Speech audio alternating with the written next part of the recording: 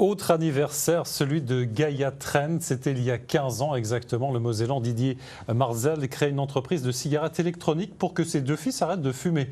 À l'époque, il était très en avance sur son temps. Alors aujourd'hui, l'idée a fait son chemin, le pari est réussi. La cigarette électronique s'est même fait une place sur le marché du sevrage tabagique. Situé à Rohrbar-les-Beach, en Moselle, Gaia Trend est devenu le leader du secteur. Christelle Reviaco, Tiffen Niederländer.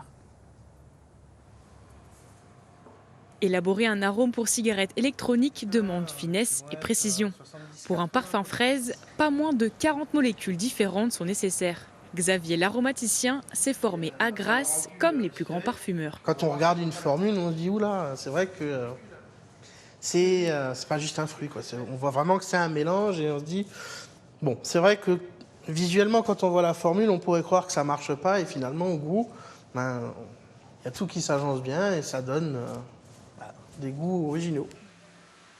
Gaia Trend est l'une des seules entreprises de e-liquide en France à avoir son propre atelier de fabrication d'arômes. Une fois créées, les essences partent en production où presque tout est automatisé.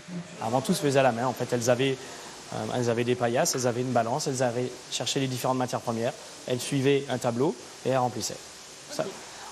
En fait, le process reste le même, sauf qu'on l'a remplacé par une machine. On n'a pas remplacé les hommes, ou les femmes en l'occurrence, et les tâches, elles ont été remplacées par les machines et du coup les opératrices elles sont montées en compétence parce que maintenant elles continuent de piloter l'outil mais elles sont garantes de la production. Gaia Trend fête ses 15 ans. À ses débuts, l'entreprise mosellane vendait des cigarettes électroniques. Mais très vite, les consommateurs posent la question de la provenance des e-liquides.